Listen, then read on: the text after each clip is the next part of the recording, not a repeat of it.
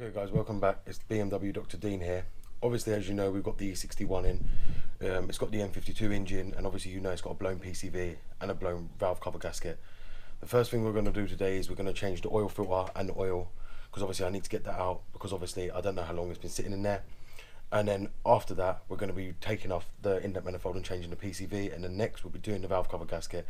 So what I'm going to do now is I'm going to go ahead and get my tool, which is wraps around the oil filter housing like so. It's a special tool made for BMW, and obviously we can then remove the oil filter and see what kind of condition it's in. And then after that we'll go underneath the car and drain the oil, and then that will be done. Obviously I won't be refilling the oil as I'm going to be doing the CCV, and I want it to have fresh oil in, and I'm also going to be doing the valve cover, and I need to put a treatment in the car as well. So we're back once I get started. Okay guys, so as you can see, we're going to release the oil filter housing now with this tool. This is just a normal ratchet that releases oil filter housing for BMWs or any car of this kind of oil filter housing. You can use a suction cup mount as well, socket to remove the oil filter housing as well, but you can also use another ratchet with an adjustable strap to remove these usually, but I'm just using this one. As you can see now, we're going to be removing the oil filter housing, and you want to do this first before you drain the oil, obviously, to let the oil drain back down into the engine. If you've started the car to move it in anywhere, you want to just open this first, and then you don't want to take the oil filter out yet. You want to just release it and just keep unscrewing it until you hear the oil bubbling around, because otherwise oil will go everywhere.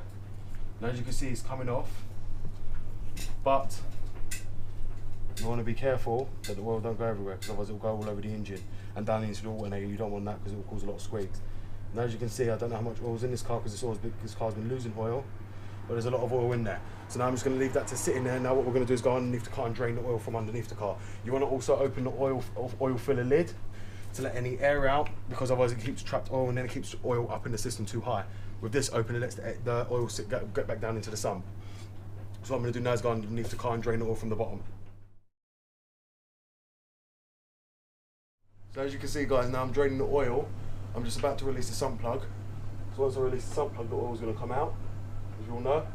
And obviously you want to grab it, and you also want to grab the O-ring. If you don't get the O-ring in time, it will let oil leak. You need to get O-ring. What I do suggest you do is buy a new sump plug and wash it anyway, just in case, because if you end up threading this one because someone's put it too tight, like most garages do, or they torque it up and you can't get it off, you're going to end up threading it, getting it off.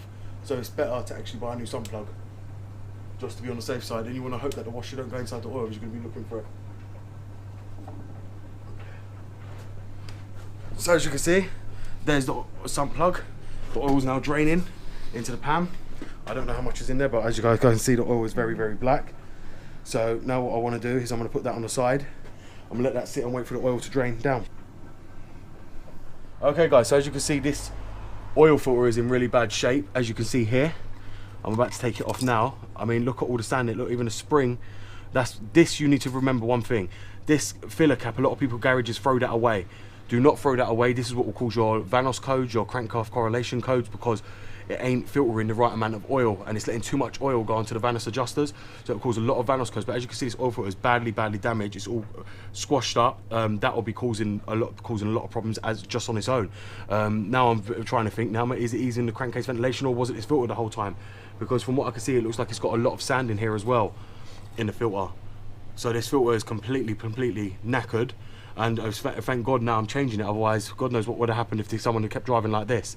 So I've got a feeling this is the whole reason why this car's been losing oil as well in the first place, and what's caused the whole problem on this car is because someone not changed the oil filter yet. The guy did say, which the trampy guy said, that he changed the oil filter only last year. This is not a last year oil filter if you haven't done many miles from when you had it changed, because this would not be in this condition. I've seen cars with that haven't had the oil changed in 2 years, and the oil filter was in better condition than this. So this has been in here a lot longer, or either the garages have been lying to him, telling him they've changed the oil when they haven't, because this is really bad. But we'll be back guys in a minute once I start changing all the filter and everything else on the car. Right, so as you can see, I'm using a Bosch oil filter. I know many of you in America don't have this kind of filter. Many of you have MAN or a different kind of oil filter, but these are the ones I choose to use, because Bosch is made in Germany, all parts are made in Germany, so I know they're very good products. I don't choose to use any other brand apart from Bosch, even on the pollen filters, same for the air filter. If you want something longevity and something solid, this is what you use. I'm trying to find a name out for that other oil filter, because obviously I know it wouldn't be a Bosch, because Bosch does not go in that form or shape even on a car like this. So I'm going to now replace this. As you can see here, it's a genuine part. The same as what we had, but look at the difference on the filter there compared to the old one. That's how it should be when you take it out after regular oil changes. It should not be all damaged like that. I'm very surprised at the car, and I'm really angry at the person who sold this to me, trying to tell me they changed the oil. So we're back, guys, once I put this on the new oil filter housing. Okay guys, so what else you want to do is you want to get this gasket around the oil filter housing cap, and you want to take it off. Usually these kits come with a new one. They also come with this part here, this little green gasket, which I'm going to be replacing as well. So you want to change that as well. Also, when you put the oil filter housing back in, I'm just going to show you, there's a spring. These are spring activated, these filler for the Vanos, and they can bounce up and down freely. You want to make sure that spring's still there, otherwise it will not bounce up and down, and it will not go back on into the oil filter itself. So you need to make sure everything's intact when you take this off. Obviously you want to take this gasket off, you want to rub a bit of old oil around the new one, and that way it seals properly, otherwise it will be too stiff to get back on to lubricate it. Also you want to replace this one so it makes a tight seal inside the oil filter housing, so that it doesn't cause no leaks and it gets the right amount of oil pressure for it. Okay guys, so as you can see, I'm going to go back ahead and now replace the oil filter itself. Obviously the old oil is already drained down, so I'm just going to leave it like that. Obviously now I'm just going to bung the oil filter back on, like so. You want to make sure always that you seal with oil that the new rubber gasket around there, otherwise the car won't stop screwing new. Also you want to make sure the Vanos seals are redone as well. Obviously it will be tight when you first put it on, because it's all got new seals all around the oil filter housing.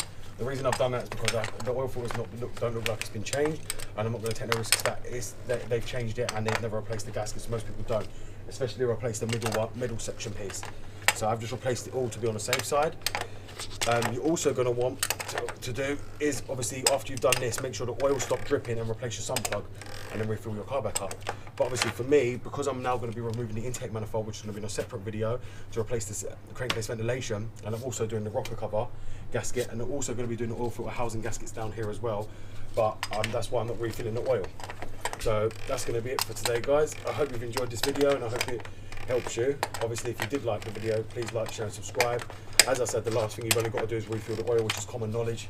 How you would top up your oil is the same way you fill your oil. Obviously for this engine, I believe it's probably 5.5 litres. My one takes 6.5, which is a 530i. This is a 523i, which is the N52 B25. So it'll be half of that. Obviously I'll check it on this today, and obviously I'll let people know if they really want to know how much oil it takes. But apart from that, that's it. So as you can see, oil filter housing's back tight, oil filter's back on. We'll just clean up here and that's it. Job done. That's it. BMW Dr. Dean here, and goodbye.